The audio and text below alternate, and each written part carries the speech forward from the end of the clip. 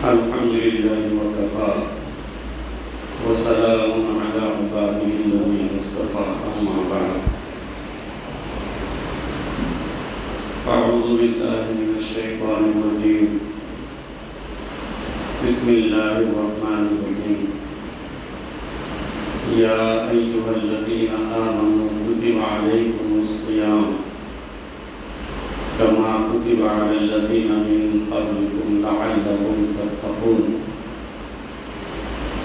صدق اللہ العظیم۔ محترم بزرگوں، عزیز دوستوں، یہ رمضان کا بابرکت مہینہ چل رہا ہے۔ اپنی رحمتیں، برکتیں اس مہینے میں ہمیں حاصل ہو رہی ہے، اور یہ اس کا آخری اشرا چل رہا ہے۔ رمضان سے پہلے ہم رمضان کا انتظار کر رہے تھے کہ رمضان کا مہینہ آنے والا ہے، آ بھی گیا اور بہت جلد ہم سے جدا ہونے والا بھی ہے۔ خوش نصیب ہیں وہ لوگ جنہوں نے گزرے ہوئے رمضان کی قدر کی، پل پل اس پر جو ہے نیکیاں کمانے کی فکر اور کوشش کی، وہ لوگ بڑے کامیاب ہیں۔ اور جن لوگوں نے اس کی ناقدری کی اور نیکیوں کو جس طرح سے حاصل کرنا چاہیے نہیں کر سکے، رحمتوں اور برکتوں کو جیسا لوٹنا چاہیے تھا نہیں لوٹ سکے، تو ان لوگوں کے لیے افسوس ہے۔ میرا دل دوستو، اللہ تعالیٰ اپنے بندوں پر ہمیشہ مہربان رہتے ہیں، اور اس مہربانی کی ایک دلیل یہ رمضان کا مبارک مہینہ ہے۔ عام دنوں میں بندہ جب کوئی نیکی کرتا ہے تو اسے ایک نیکی کے بدلے میں 10 کا ثواب ملتا ہے، لیکن جب رمضان کا مبارک مہینہ آ جاتا ہے تو اللہ تبارک و تعالیٰ نیکیوں کے اجر کو بڑھا دیتے ہیں۔ ایک نیکی کریں گے عام دنوں میں تو 10 ملیں گے، اور رمضان میں اگر کوئی نیکی کریں گے تو 70 کے حساب سے اللہ تعالیٰ اس کا اجر عطا فرمائے۔ واللہ یضاعف لمن یشاء، اور اگر اللہ چاہیں تو اس سے زیادہ بھی وہ دے سکتے ہیں، اللہ کا قول روکنے آتا ہے۔ تو یہ نیکیوں کا سیزن ہے ہمارا، ایک نیکی کریں گے تو 70 کے برابر ہمیں اس کا اجر ملنے والا ہے۔ اور نفل کو اللہ تعالیٰ فرض کا درجہ دیتے ہیں، اور ایک فرض کو 70 فرضوں کے برابر بنا دیتے ہیں۔ اور اس رمضان کی جو خصوصیات ہے، ان خصوصیات میں سے اللہ تعالیٰ نے قرآن پاک کو اس مبارک مہینے کے اندر نازل فرمایا۔ اللہ تعالیٰ فرماتے ہیں شہر رمضان الذی انزل فیہ القرآن، کہ رمضان کا مہینہ وہ مبارک اور مقدس مہینہ ہے جس میں اللہ تعالیٰ نے قرآن مجید کو نازل کیا ہے۔ اللہ کا مقدس کلام اللہ تعالیٰ نے اس مبارک مہینے کے اندر نازل فرمایا، اس مبارک مہینے کا انتخاب فرمایا۔ اور پھر روزے جیسی اہم عبادت جس کو اللہ تعالیٰ نے قرآن پاک میں فرمایا کہ یا ایھا الذین آمنوا کتب علیکم الصیام کما کتب علی الذین من قبلکم لعلکم تتقون، کہ اے ایمان والو، ہم نے تم پر روزوں کو فرض کیا ہے جیسے کہ تم سے پہلے لوگوں پر بھی ہم نے روزوں کو فرض کیا تھا۔ اور پھر فرمایا کہ یہ روزے کو کیوں فرض کیا؟ لعلکم تتقون، تاکہ تم اللہ سے ڈرنے والے بن جاؤ، تقویٰ اور پرہیزگاری تمہاری زندگی کے اندر آ جائے، گناہوں سے تم اپنے آپ کو بچانے والے بن جاؤ۔ لعلکم تتقون، اس لیے اس روزے کو اللہ تعالیٰ نے ہم لوگوں پر فرض کیا ہے۔ اور ان روزوں کو فرض کرنے کے لیے اللہ تبارک و تعالیٰ نے رمضان کا مبارک مہینے کا انتخاب فرمایا۔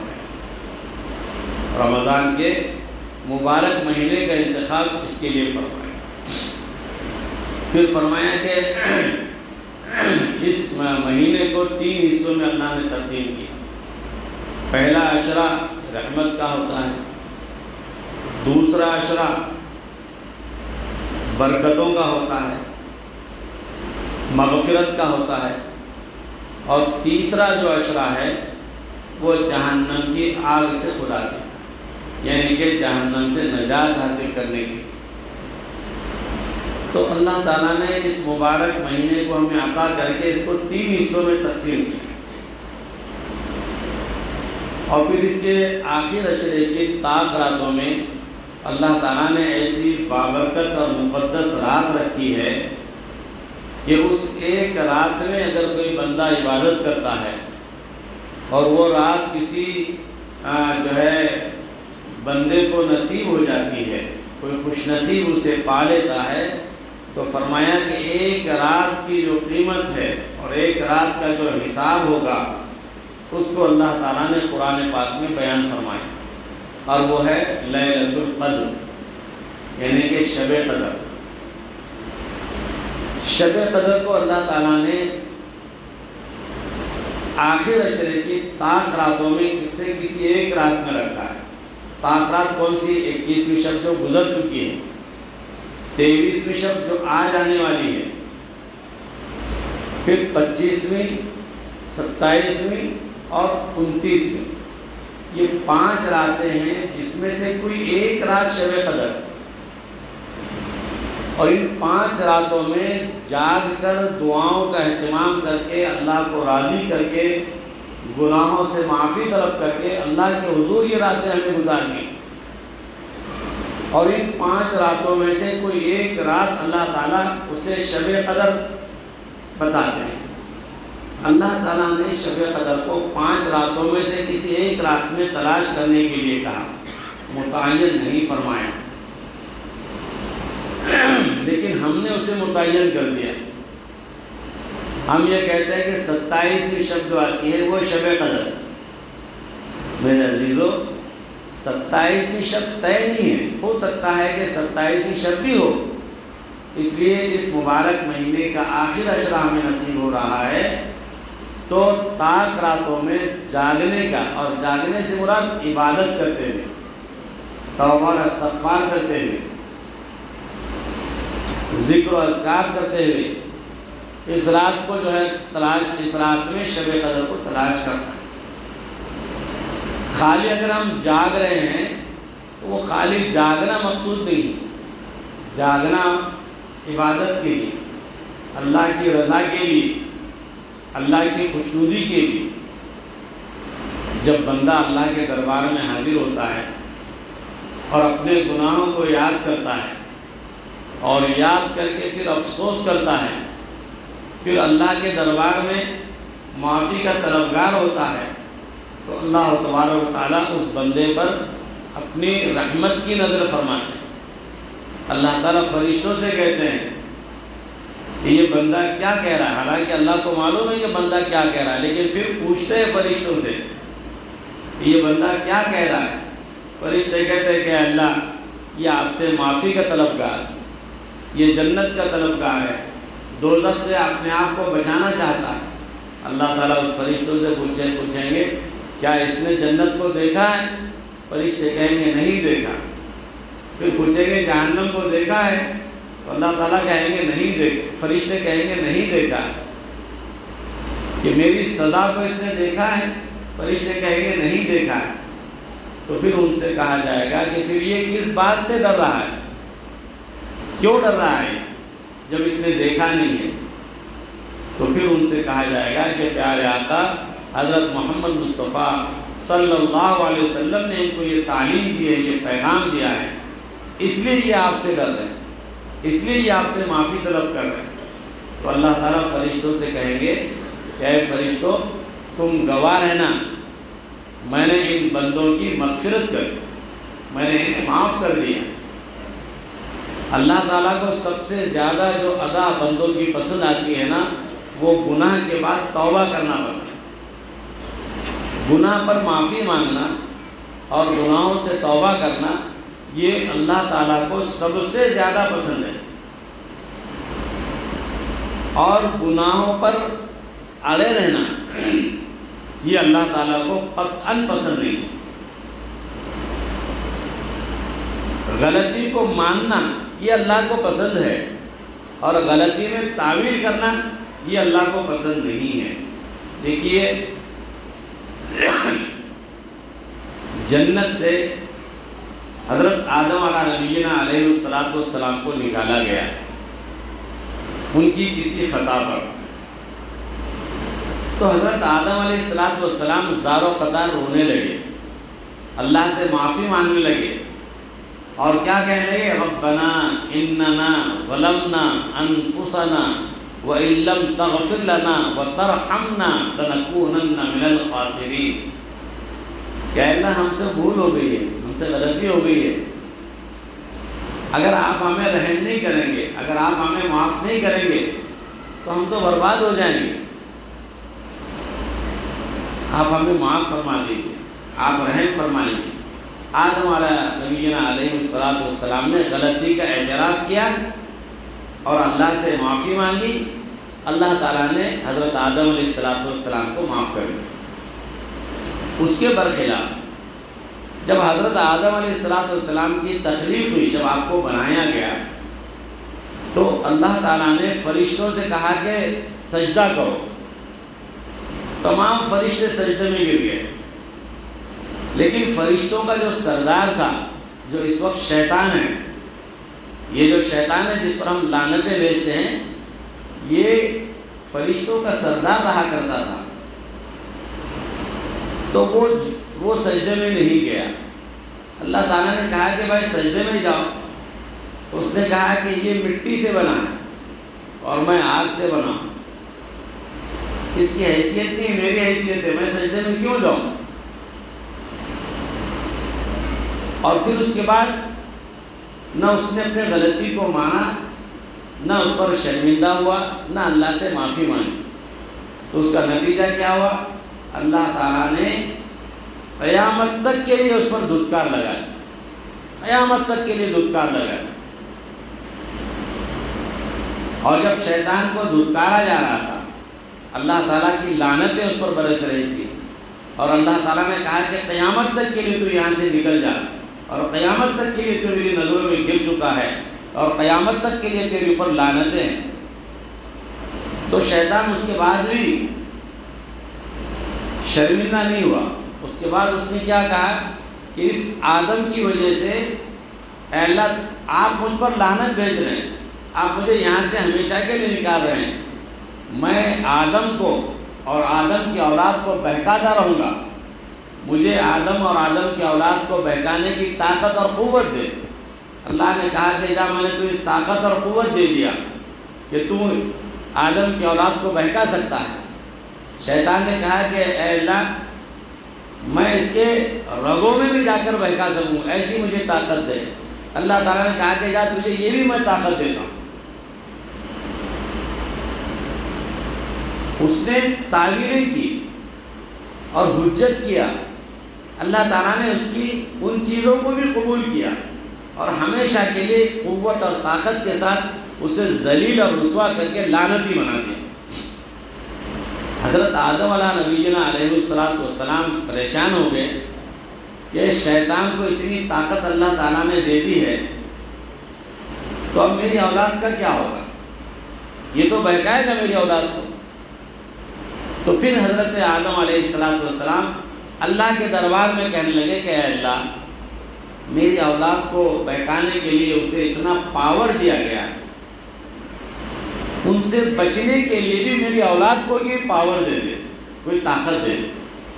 تو اللہ تعالیٰ نے فرمایا کہ اے آدم یہ شیطان تمہاری اولاد پر مستقل محنت کر کے بھٹکاتا رہے اور وہ بھٹک جائے، پھر بعد میں وہ میرے در پر آ کے اگر توبہ اور استغفار کرے گا تو میں تمہاری اولاد کو بخش دوں گا اور شیطان کی محنت ایسی رائے گا چلی جائے۔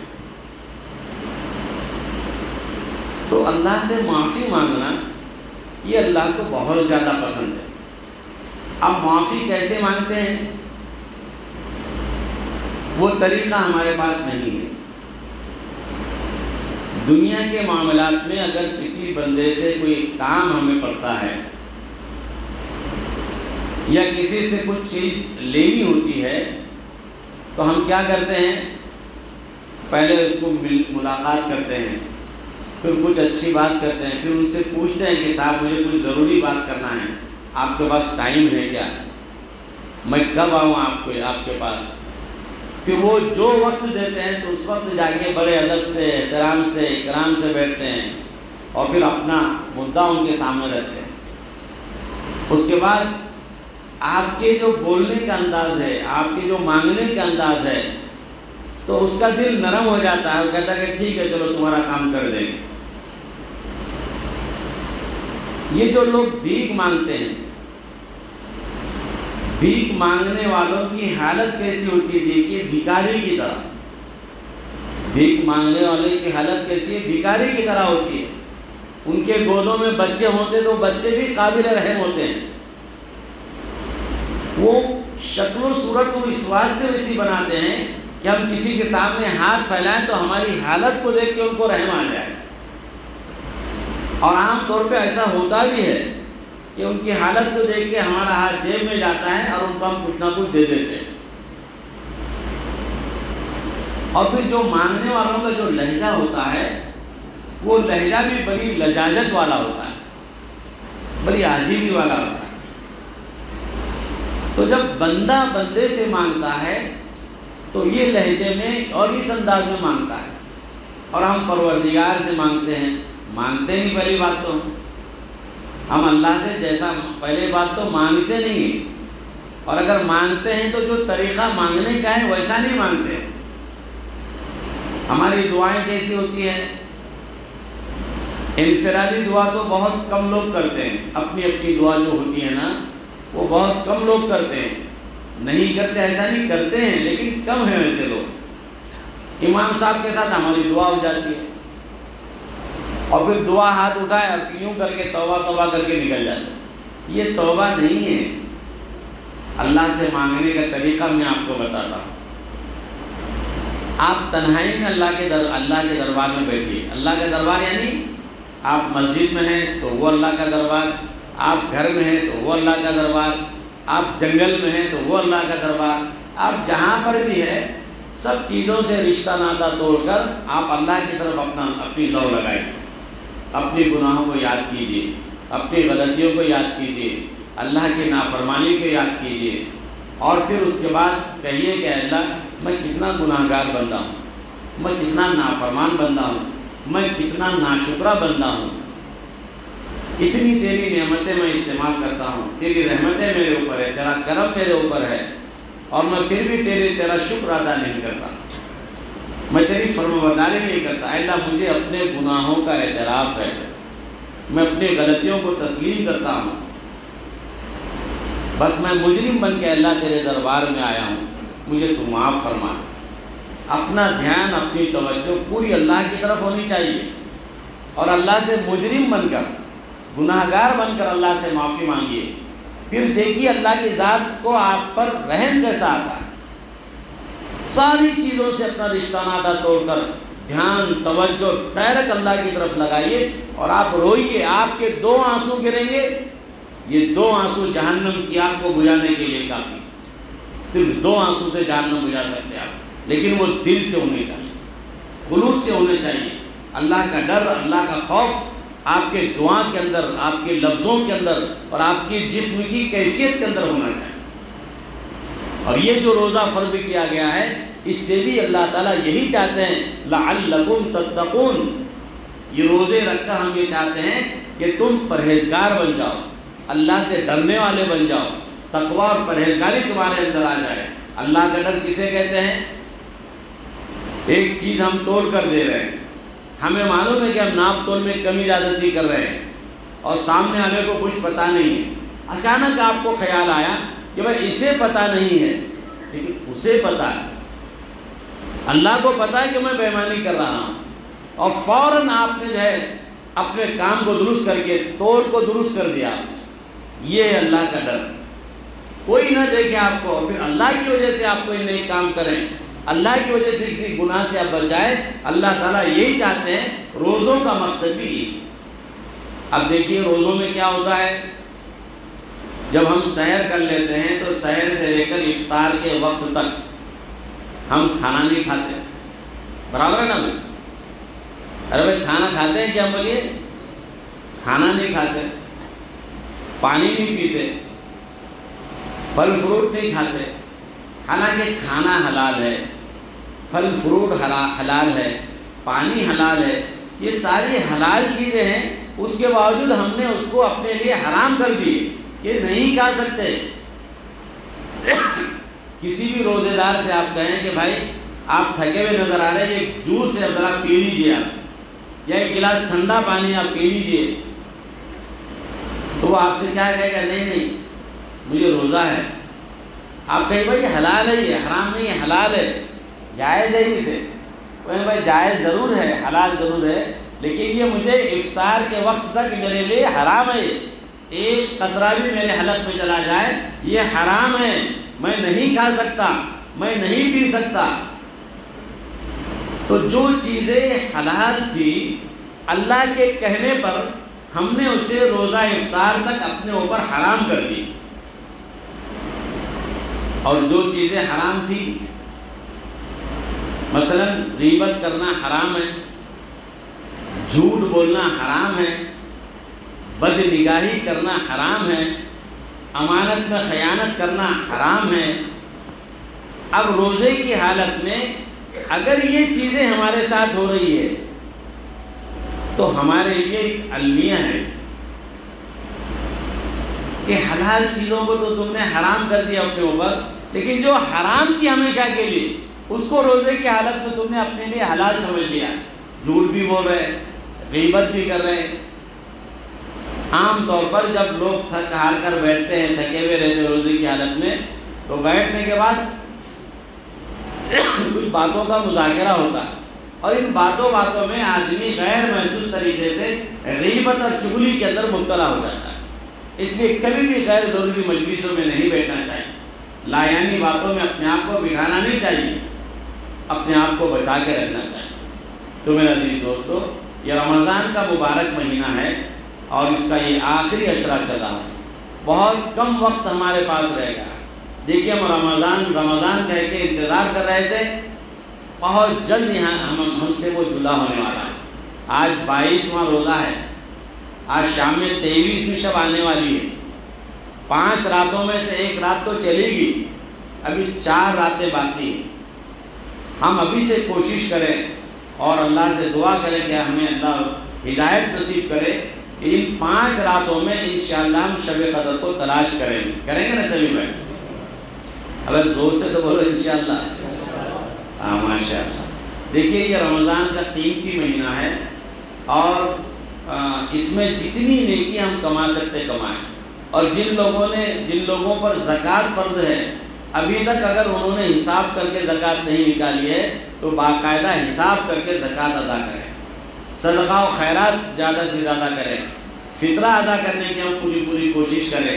رمضان کا مبارک مہینہ، اللہ کے نبی صلی اللہ علیہ وسلم نے فرمایا کہ یہ ہمدردی اور غمخواری کا مہینہ ہے۔ ہمارے دلوں میں ہمدردی ہونی چاہیے، ہمارے مزاجوں میں غمخواری ہونی چاہیے، ہمارے عزیزوں میں، ہمارے رشتہ داروں میں، ہمارے اڑوس پڑوس میں کوئی ضرورت مند ہے تو آپ پوچھیے مت ضرورت مند ہے، آپ تلاش کیجئے اور ان کی ضرورت کو پورا کرنے کی آپ کوشش کیجئے۔ کچھ لوگ تو ایسے ہیں کہ جو ہاتھ پھیلا کر اپنی ضرورت کو پوری کر لیتے ہیں، لیکن بہت سے ایسے بھی لوگ ہیں کہ جو ضرورت مند ہوتے ہیں، بہت زیادہ انہیں آپ کی مدد کی ضرورت ہوتی ہے، لیکن کیونکہ وہ خوددار ہوتے ہیں، غیور ہوتے ہیں، وہ کسی کے سامنے ہاتھ پھیلانے کو شرم اور جھجک محسوس کرتے ہیں، وہ کسی کے سامنے ہاتھ نہیں پھیلاتے۔ تو آپ ایسے لوگوں کو تلاش کیجیے، اور ایسے لوگوں کو تلاش کرنا کوئی مشکل نہیں ہے، بہت آسان ہے۔ ہمیں اپنے رشتہ داروں کا پتہ ہوتا ہے کہ ان کی آمدنی کتنی ہے، ان کے اخراجات کیسے ہیں، دوست احباب میں پتہ ہوتا ہے کہ ان کی آمدنی کیسی ہے، ان کے اخراجات کیسے ہیں۔ آپ خاموشی سے بند مٹھی لے جا کر انہیں دے دیجیے، گھر میں اپنے بچوں کے ساتھ، اہل خانہ کے ساتھ بیٹھ کر زکوٰۃ، صدقہ اور فطرے کا حساب لگائیے آپ، اور بتائیے سب کو کہ یہ زکوٰۃ اسے کہتے ہیں، فطرہ اسے کہتے ہیں، صدقہ اسے کہتے ہیں۔ تو یہ بچوں میں آپ کی جو عادت ہے یہ نسلوں میں چلتی رہے گی، اور ان کو پتہ چلے گا کہ میرے والد محترم نیکی اور خیر کے کام رمضان میں بہت زیادہ کیا کرتے تھے، تو اب وہ بھی کریں گے انشاءاللہ۔ تو یہ کام کو ہم سمجھیں، اور اللہ تعالیٰ نے جو ہمیں موقع دیا ہے، بہت کم وقت ہمارے درمیان میں رہا ہے میرے عزیز دوستو، اس کے لیے ہم کوشش اور فکر کریں۔